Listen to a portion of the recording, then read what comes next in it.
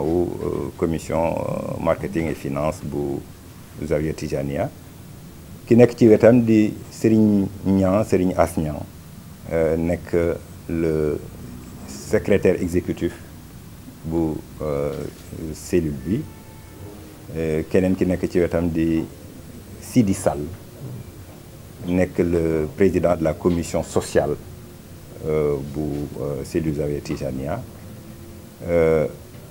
ñi nekk ci wetam à l'extrême gauche di Diakoula Cissé moom mooy responsable département communication digitalisation et événementiel bu Zawiya Tijaniya mi ngi ànd ak Seydou Nourou Kane ak Alioune Gueye nekk responsable relation presse moom Seydou Nourou Kane ak Alioune Gueye mi nga xamante ni mooy responsable production bu cellule Zawiya Tijaniya cellule bi nag noonu la tëraloo nekk organisation boo xamante ni dafa ubbiku donc structuré wu ci jël en charge li nga xamante ni mooy mission yi ko xalif général des Tidianes ak famille El Hadji Malick dénk mu di d'abord gérer la communication de cette communauté mais également gérer l'animation scientifique xam naa bu ñu duggee ci waxtaan wi dañu gën a feeñal mébét ak ambition yi nga xamante ni cellule bi am na ko ak programme yi nga xamante ni ci lay liggéey incha allah jërëjëf côté autorité. à travers des activités éducatives et socioculturelles mais également d'œuvrer pour le raffermissement du dialogue interreligieux au Sénégal, en Afrique et dans le monde à travers la promotion des échanges philosophiques, culturels et artistiques.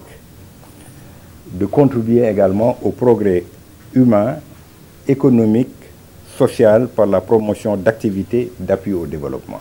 Voilà les lettres de mission que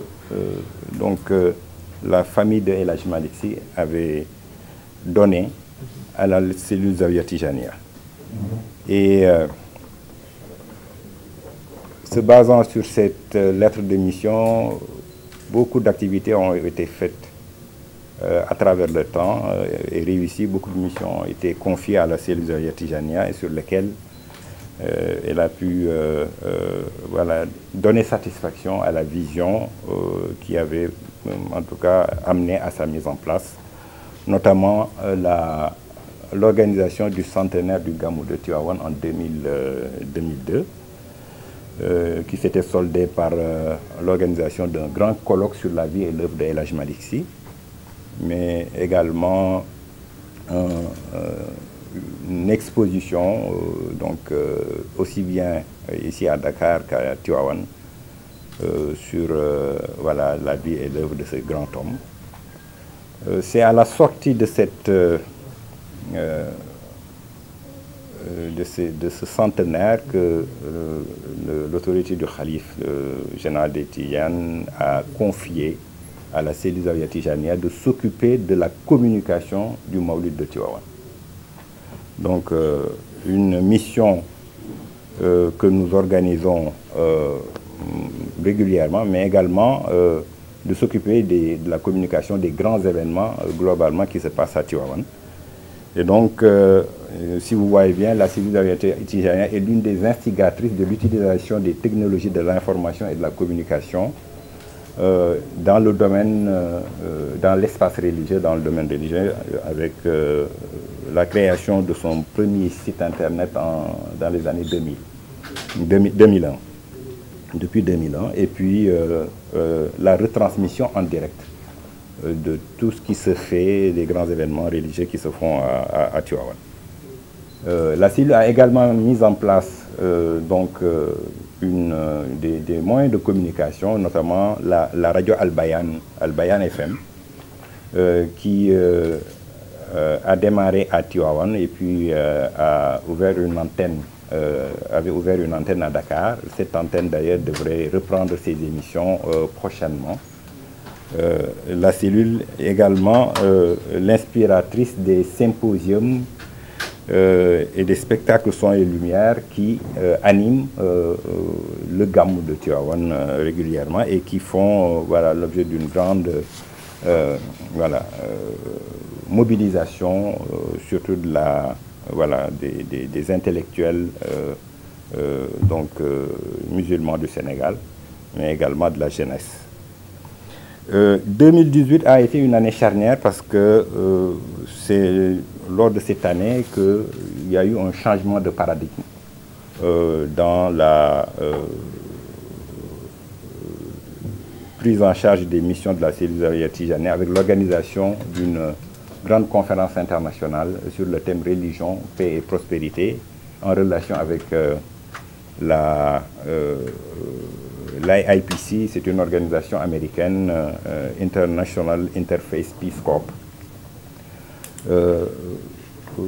Une conférence internationale qui avait permis de regrouper pratiquement toutes les sensibilités religieuses du Sénégal pour justement débattre des problématiques aussi bien de paix et du vivre ensemble, mais également des questions de développement économique. Sous l'impulsion des communautés religieuses du Sénégal. Au sortir de cette conférence, il y a eu une prise de conscience de la nécessité d'impulser une nouvelle dynamique communautaire pour la prise en charge des aspirations socio-économiques de la communauté. L'idée était d'apporter au-delà de la dimension culturelle de sa mission, une réponse adéquate aux problématiques socio-économiques actuelles qui interpellent la communauté en replaçant l'humain au cœur de sa préoccupation. 2019, elle convoque les problématiques d'éducation et de prise en charge de la mendicité des enfants de rue lors du Gamou en invitant les acteurs de l'éducation à reprendre les discussions et à exorciser la rupture du dialogue au sortir des assises de l'éducation. S'en est suivi une concertation sur les problématiques de la mendicité des enfants avec comme objectif d'accroître la base de connaissances sur la mendicité forcée des enfants et de dégager des pistes de solutions globales et inclusives en partenariat avec le ministère en charge de la petite enfance. La CESAT d'ailleurs continue de travailler avec le ministère sur cette problématique. 2020, la période du Covid, où il a fallu, compte tenu justement des contraintes à la fois d'organisation des événements religieux, la cellule a usé un peu de l'esprit d'innovation par lequel il a l'habitude de travailler pour essayer de dématérialiser les espaces d'échange. C'est la raison pour laquelle 2020-2021, il n'y a pas eu de Gamou de Tivaouane, mais les gens ont vécu le Gamou de Tivaouane comme s'ils étaient à Tivaouane, compte tenu justement de cette dématérialisation des espaces, avec l'organisation de webinaires, des webinaires qui ont justement permis à ce que le concept lancé par le Khalif général des Tidianes, Serigne Babacar Sy Mansour, du Gamou chez soi, puisse être une réalité. 2022 marque un tournant avec la restructuration de la CESAT et d'ailleurs au sortir de cette restructuration, la cellule a mis en place un certain nombre de départements et de commissions, dont le département communication, digitalisation, événementiel, le département marketing, finance, un comité scientifique, un comité d'orientation stratégique, une commission entrepreneuriat communautaire, une commission tourisme religieux, une commission valorisation du patrimoine, une commission éducation et formation, une commission relations extérieures et diaspora, et une commission sociale. Chaque commission animée par des cadres de la Hadra, experts dans leur domaine de compétences respectifs, chargés chacune à proposer une feuille de route et des projets. Dans nos portefeuilles de projets, il y a la mise en place du pôle Internet et services attachés de Tivaouane, un projet sur lequel nous travaillons avec le conseil départemental de Tivaouane, mais également avec l'organisation Mikasat, qui fait la promotion de la connectivité en Afrique, et 01 Talent, l'objectif étant de permettre à des jeunes de faire ressortir le talent de jeunes dans les domaines des nouvelles technologies de l'information et de la communication, de manière à les aider à s'auto-former. C'est un concept nouveau qui a démarré avec une première piscine qui a été lancée ici en relation avec la société Atos. Et le deuxième pôle Internet va être lancé à Tivaouane prochainement et nous travaillons là-dessus avec tous ces partenaires. Ce projet de PISA va intégrer également un incubateur sur lequel la cellule Zawiya Tijaniyya a beaucoup travaillé ces dernières années. Et donc, c'est dans ce PISA-là que cet incubateur va être implanté. Un des autres projets sur lesquels nous travaillons est le concept d'une daïra, une activité économique, parce que nous avons jugé utile, en tout cas au-delà de la dimension spirituelle et de l'animation spirituelle qui se fait dans les daïras, de les amener un peu à intégrer les aspects relatifs à l'insertion socio-économique, surtout des jeunes et des femmes. Et nous avons choisi même de faire le lancement de ce concept prochainement lors de la ziara générale qui se tiendra à Tivaouane le 12 mars, pour lancer ce concept et inviter les daïras à justement travailler avec la cellule Zawiya Tijaniyya dans la mise en œuvre et l'implémentation d'activités socio-économiques pouvant leur permettre un peu d'aider leurs membres justement à réussir leur insertion socio-professionnelle. Au-delà de, de ces projets, je vais peut-être revenir sur le sens du partenariat qui nous réunit aujourd'hui, que nous voulons impulser avec vous afin de créer cette dynamique d'inclusion sociale tenant compte de votre mission de promotion de cet instrument cet instrument de la finance islamique qu'est la Waqf, peut-être mal connu au Sénégal, mais qui, s'il est bien ancré dans les pratiques de partage et de solidarité, peut être un formidable outil pour éradiquer la pauvreté dans une société donnée. En tout cas, nous avons foi que ce partenariat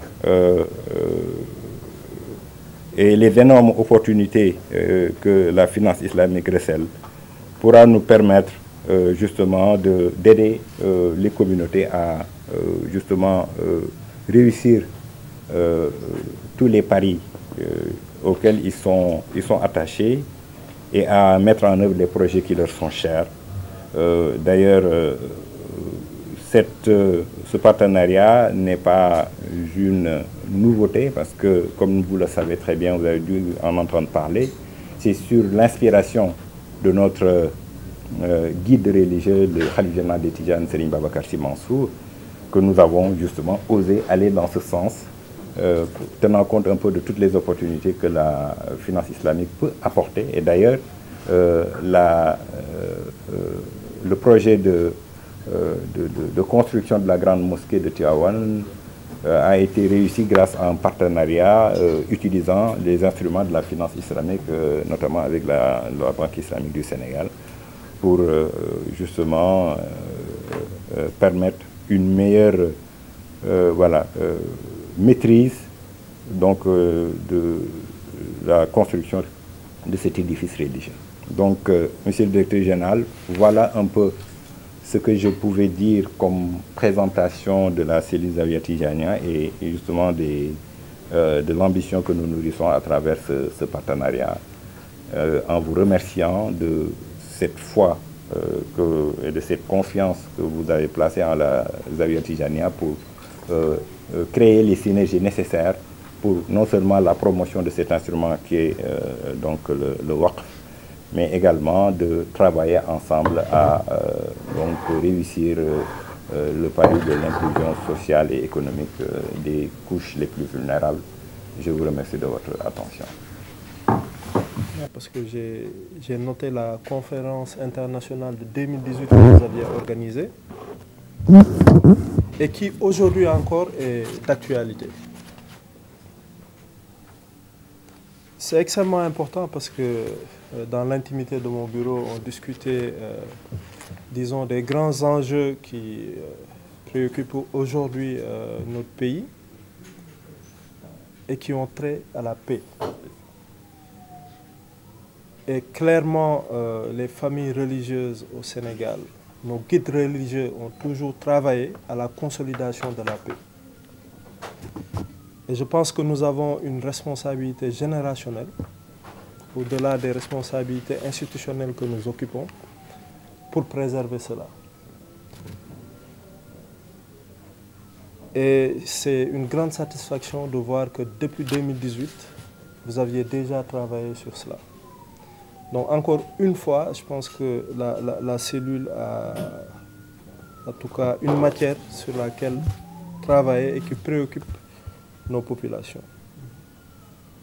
Et à cette occasion, vous aviez travaillé sur le thème du développement économique, qui est une préoccupation du WACF, qui est une de ses finalités.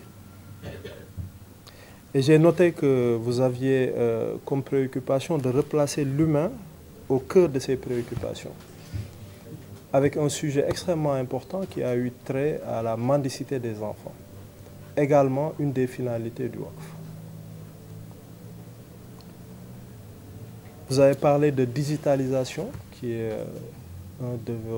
une de vos missions, que vous avez brillamment réussi, notamment pendant la période de la Covid.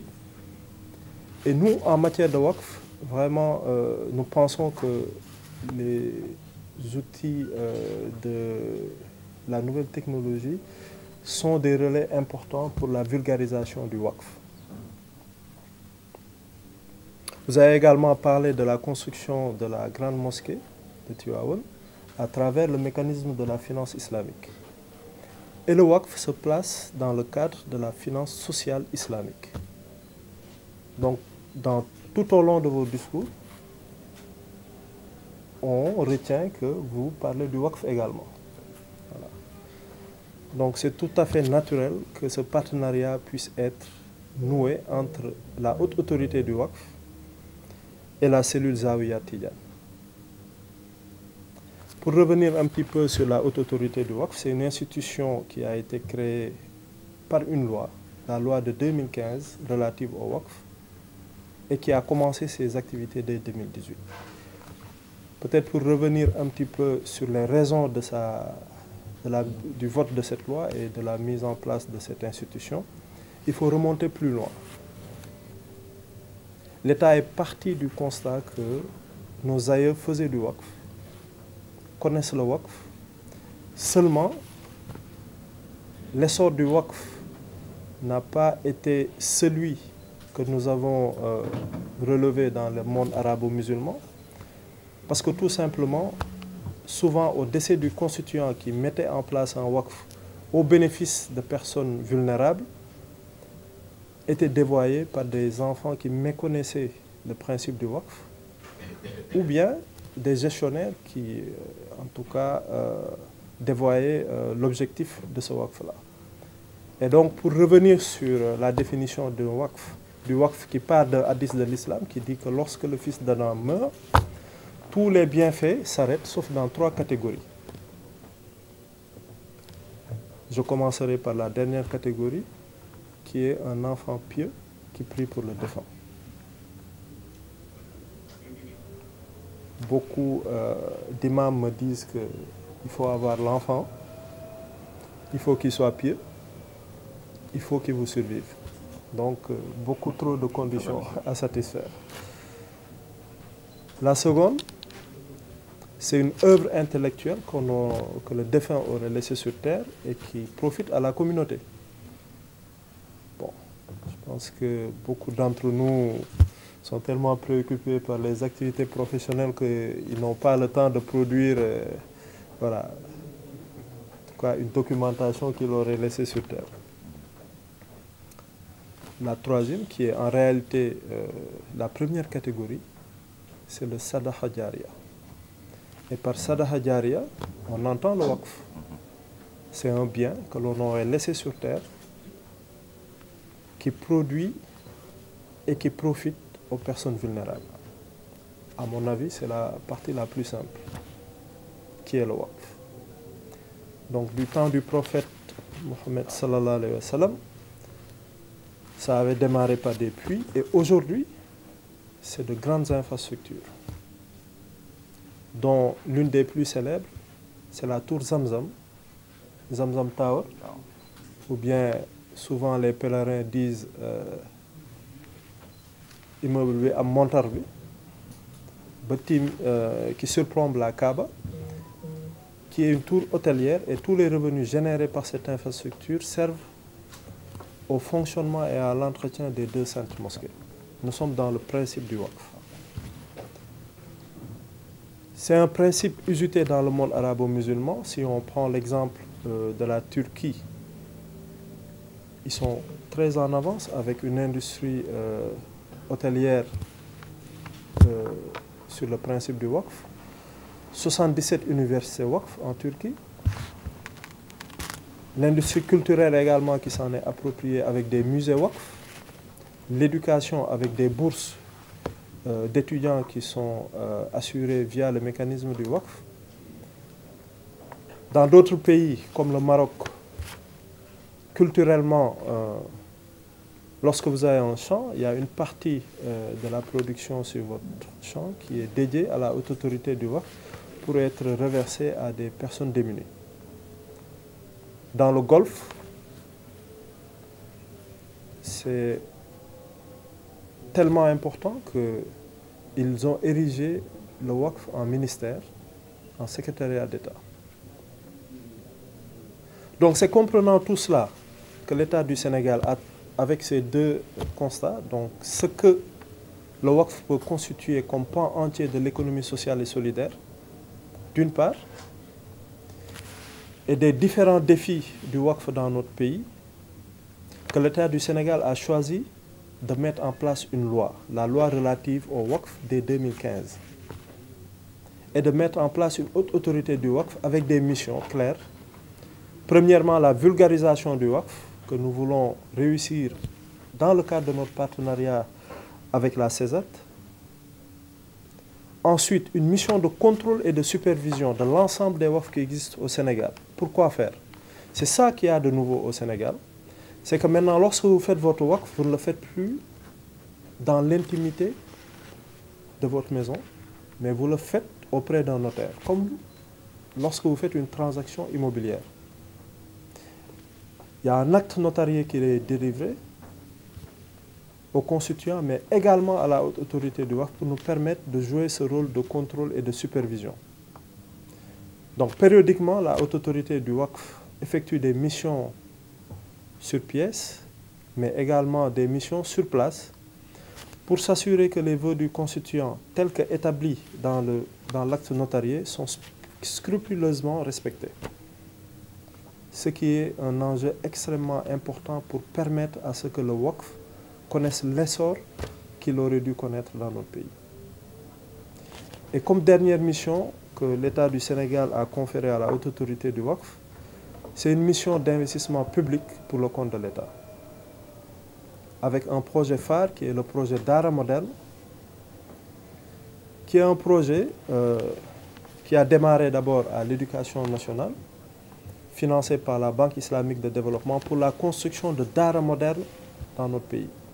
Par Dara Moderne, il faut comprendre qu'il y a un curricula qui accompagne les Dara, qui traditionnellement s'arrêtaient souvent dans la formation coranique, mais pour aller vers une formation arabe et une formation classique, pour faciliter l'insertion d'une grande frange de la population sur le plan économique et social.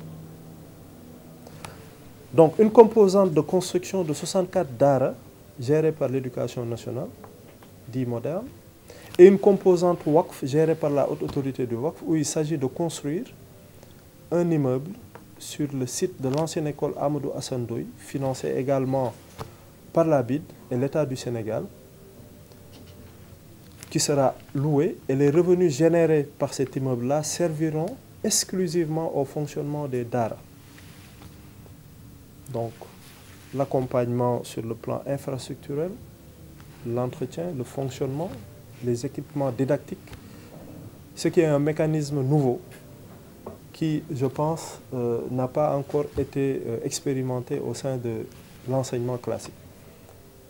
Et donc, il faudrait s'en féliciter que les autorités de notre pays aient pris cette option stratégique.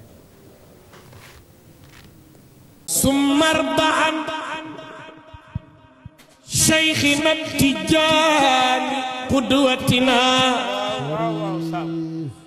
شيخ المشايخ يا طوبى لنا الظفر شيخ تجاني ثم ارضعا شيخنا التجاني قدوتنا شيخ المشايخ